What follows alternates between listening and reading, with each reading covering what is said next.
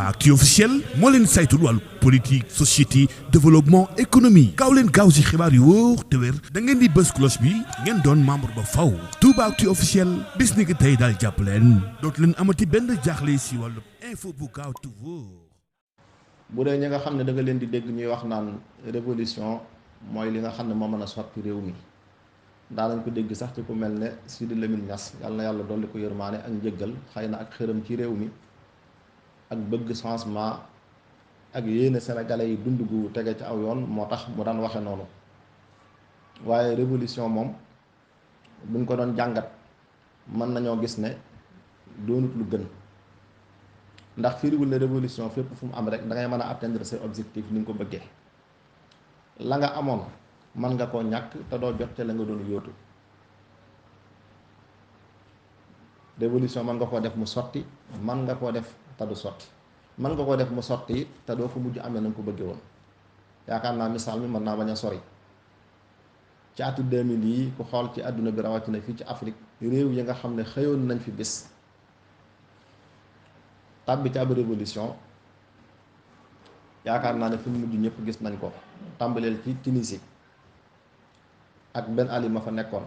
askan wa doyaloon ci moom bañ xëyee ne dañ ko fay jële di def ay manifestation bu dégg pëccëg suba ngoon bañ fexee ba jële fa Ben Ali yaakaar naa ne lu gën a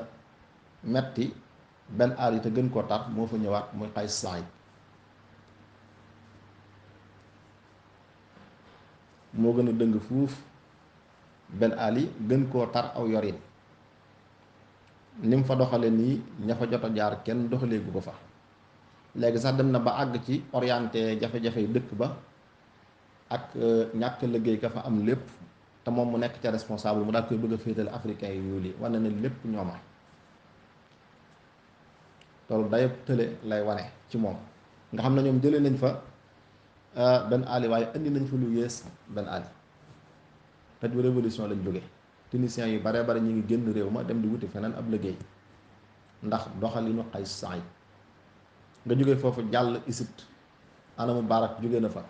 lan la égyptiens yi doon jooytu bëggatuñu régime militaire bëgguñu ay militaire di leen jiite dañoo bëgg léegi nguur gi ay civil di ko yor réew mi nañ ko jubbantiwaat xëy mi gën a yomb dund gi yomb loola taxoon ñu wàcc ñoom ñëpp def benn dànk di xeex Moubarak ñay fanaan place Tahrir di fa fanaan ñay mën a yandu di yandu ñay jàkkaalu takk dare di ko def bañ jëlee fa Moubarak bañ ko fa jëlee lu gën a yees Moubarak moo fa ñëwaat maanaam dañ fa jëlee loolaa fa dellusiwaat régime militaire lañ doon bañ militaire moo leen jiitewaat muy Abdel Fattah Sisi ray ci mbooloo ci Ikhwanul Muslimin jàpp ci mbooloo génne ci mbooloo tëj ci mbooloo kon day mel ne lañ doon xeex ca Moubarak mu dellusiwaat révolution boobu kon day mel ne mujjewul fenn pënd bu wasaaroo la nga jóge foofu jàll Libi ana Xaddaafi waa Libi mujj nañ dugg ci guuta guñ xamul nuñ ciy génne dem nañu weer yoo xam ne amuñu gouvernement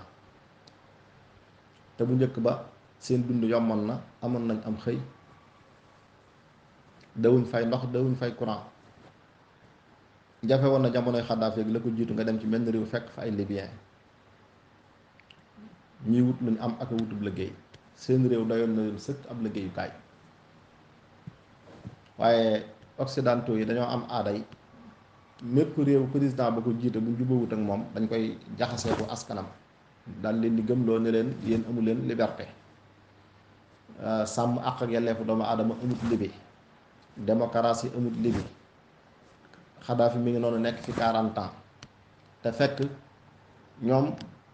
li tax ñuy attaqué Xaddaafi li ñuy wax demewut noonu waaye dañoo gis ne Xaddaafi dafa joxoon bopp africain yi daan jël alal ju takk di ko dimbalee Union africaine di tenir ay discours yoo xam ne lam ca daan wax mooy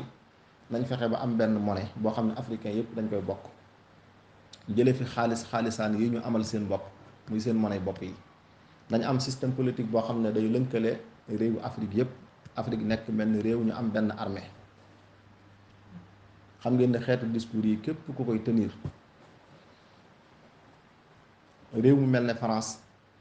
wala occidentaux yi nga xam ne ñoom dañoo gëm ne Afrique daa war a wéy di nekk ci ak noteel duñ mën a ànd ak yow loolaa waral ñu daat koy diaboliser aku askanam wàcc faak seen kuréelu militaire di OTAN